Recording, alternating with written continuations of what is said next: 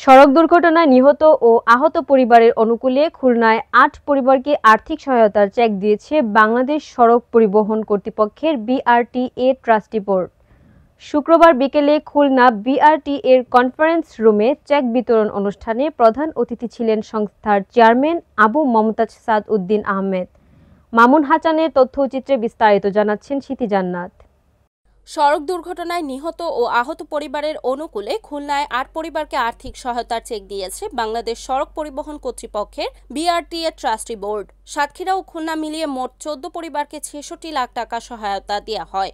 শুক্রবার বিকেলে খুলনা বিআরটিএর কনফারেন্স রুমে চেক বিতরণ অনুষ্ঠানে প্রধান অতিথি ছিলেন সংস্থার চেয়ারম্যান আবু মমতাজ সাদ উদ্দিন আহমেদ। তিনি বলেন, দুর্ঘটনায় প্রাণহানি বা আহত পরিবারের কষ্ট কোনো অর্থে পূরণ করা সম্ভব নয়, তবে রাষ্ট্রের এই সহায়তা তাদের পুনর্বাসনে সহায়ক হবে।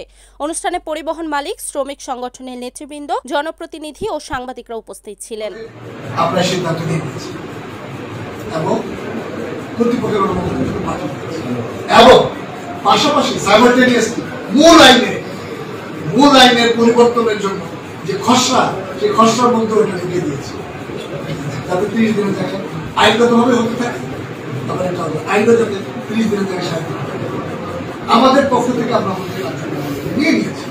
বাকিটা এখন সদস্যের সরকার এটা বিবেচনা করেছে। এখন আমরা যে টাকা পয়সা বেশি করবো আমাদের টাকাটা তো আমার আপনাদের জানতে হবে না কত টাকা খরচ করেছে।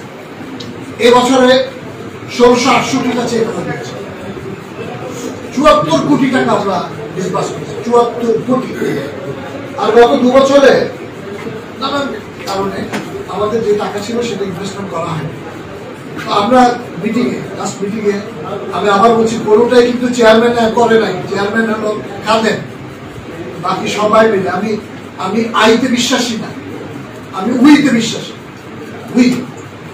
আমরা সকল ট্রাস্টি বোর্ডের সদস্য মিলে বৈঠক করে আমরা সিদ্ধান্ত নিয়েছি তার মেজর পোর্শন আমরা ইনভেস্টমেন্টে করব, তাহলে আমার অর্থটা বাড়তে থাকবে, আমি বেশি মানুষকে সার্ভিসটা দিতে পারবো।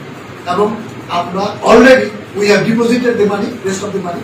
এন্ড খুশি হবেন আপনারা, ২০-২৫ দিনে আমরা ২ কোটি টাকা লাভ হয়ে গেছি। সুতরাং ২ কোটি টাকা দিয়ে আমরা কত মানুষকে আবার দিতে পারবো। সুতরাং এই দিক থেকে আমরা পিছিয়ে নেই, আমরা চেষ্টা করছি, কিন্তু দরকার আপনাদের সহযোগিতা। কিভাবে? সব দিক থেকে সহযোগিতা। আমরা একটা জিনিস ভুলে যাই, আমি আশা করি আমি আজকে যেটা বলে গেলাম। Report Mamun Hasan, NAN TV, Khulna.